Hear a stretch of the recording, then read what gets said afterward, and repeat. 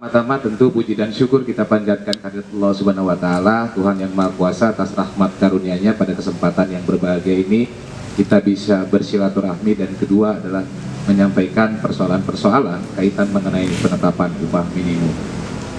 Pertama-tama tentu persoalan UMSK sudah beberapa kali kita sampaikan. Diawali pada tanggal 27, pada waktu itu teman-teman melakukan aksi dan kita ketemu di Gedung Sate, bahwa di sana ada beberapa komitmen bersama yang disampaikan. Pada waktu itu ada Bu Asda, Pak Kadisnaker, dan kemudian dari Biro Hukum, yang pada waktu itu kita meminta 3 kabupaten kota untuk direvisi dan 1 untuk ditetapkan sesuai rekomendasi Bupati Kerawang. Kaitan mengenai UMSK secara detail nanti akan disampaikan oleh teman-teman perwakilan kabupaten kota.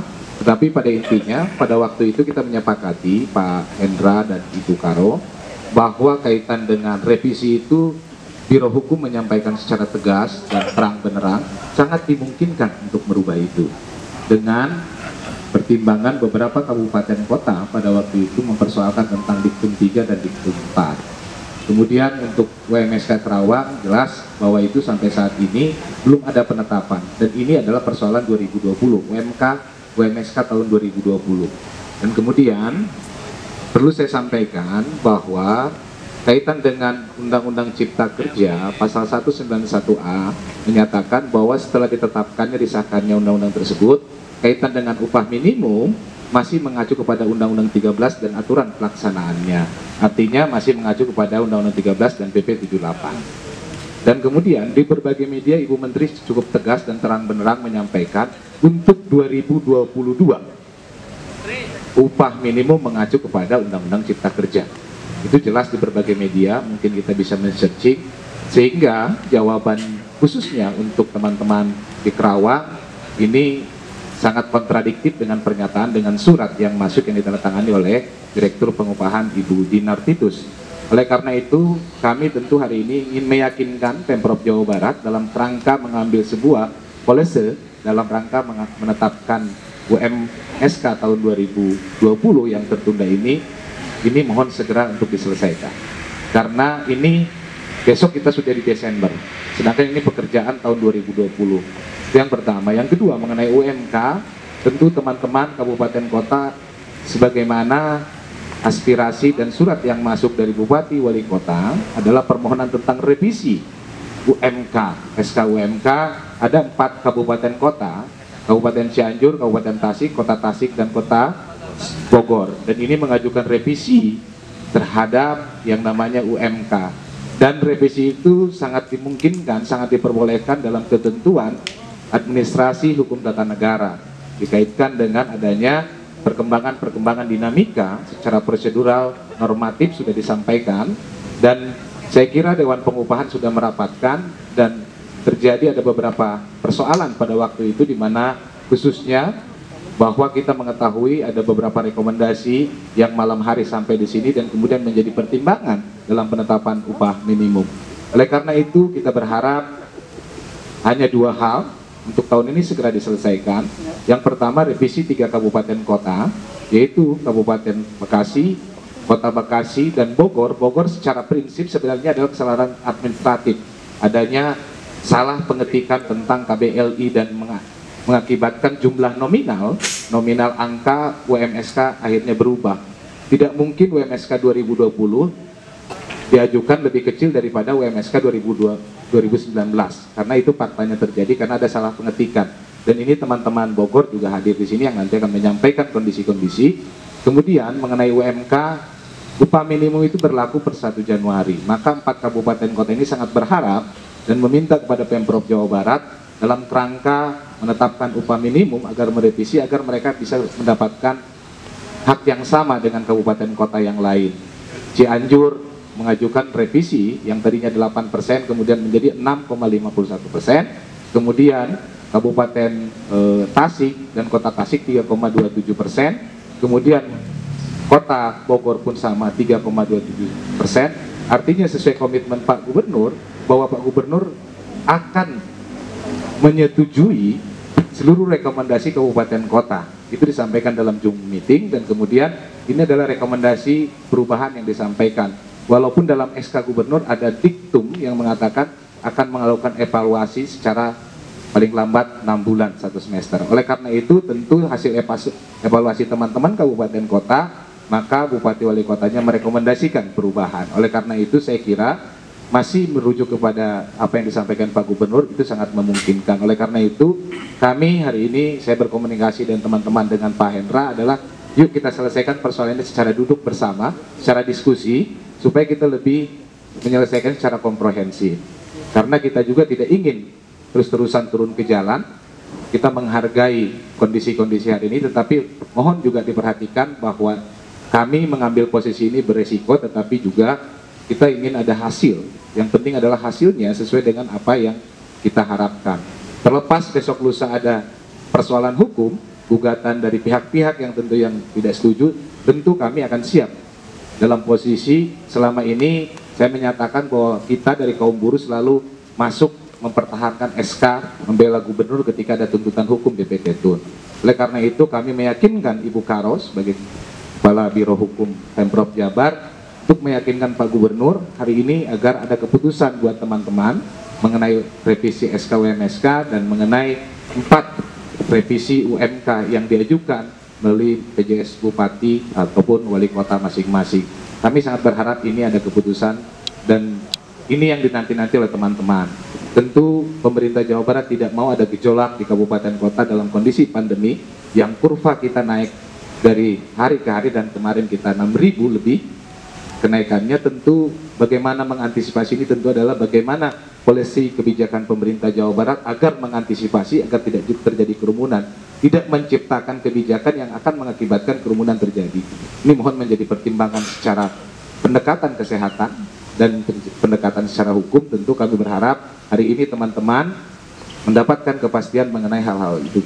Oleh karena itu nanti mohon izin kepada Ibu Karo dan Pak Kabid agar teman-teman 8 kabupaten kota ini bisa menyampaikan secara singkat kronologis fakta yang terjadi di lapangan. Ada juga yang saya dengar hari ini diminta lagi uangnya yang sudah dibayar oleh perusahaan karena SK-nya nggak ada. Ada juga yang minta kelebihan dan ada juga yang sampai saat ini tidak naik dari tahun Januari kemarin sampai hari ini nggak naik upah. Ini menjadi kasihan dan kita sangat memperhatikan ini sehingga mohon ini menjadi pertimbangan kearifan lokal kabupaten kota di Jawa Barat. Oleh karena itu saya menyampaikan terima kasih kepada Ibu Karo dan mudah-mudahan hari ini ada keputusan yang bisa memuaskan semua pihak. Tentu bisa teman-teman bisa melakukan konsolidasi kabupaten kota. Dan untuk sekali lagi mohon izin agar ditambahkan oleh teman-teman Pak Kabid ya. Baik, terima kasih. Billahi taufiq wal hidayah. Wassalamualaikum warahmatullahi wabarakatuh. Saya datang ke sini ingin menyampaikan kronologis daripada perjalanan rekomendasi dari awal sampai akhir, dan ini mungkin Cianjur menjadi rekor.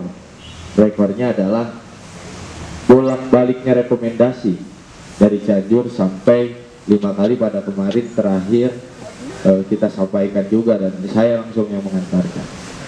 Intinya ada 2 rekomendasi yang awal yaitu pada tanggal 11 dan 13 rekomendasi dari PJS Bupati Cianjur itu disampaikan ke DP Pro, ke Dinas Tenaga Kerja.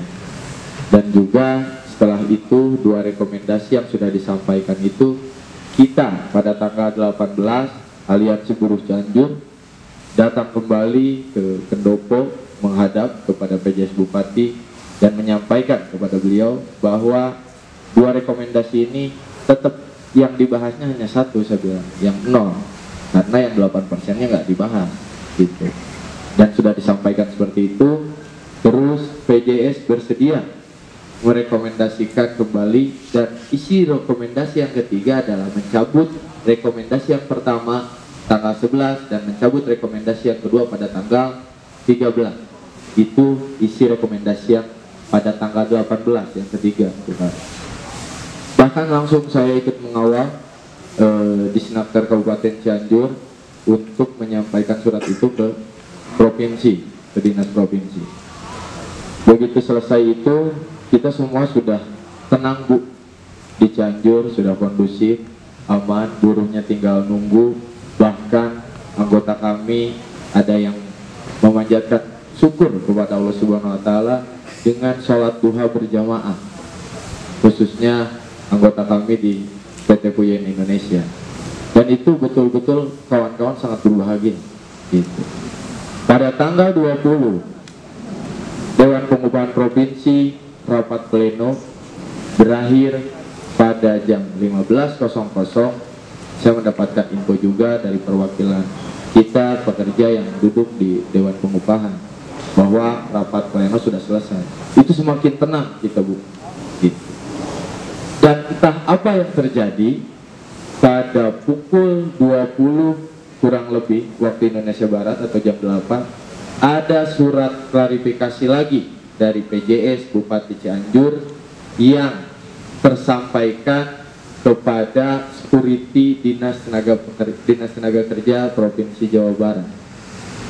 Dan yang lebih menjadi aneh lagi dan menjadi tanda tanya di Cianjur, khususnya buruh di Cianjur, adalah kenapa SK Gubernur keluar dan berubah menjadi 0%. Yang dibahas di DPPROD adalah yang 8% dan sudah beres rapat pleno tersebut. Kenapa SK keluar menjadi 0%? Ini, Bu, yang menjadi tanda tanya publik dan membuat kecewanya buruh Cianjur gitu.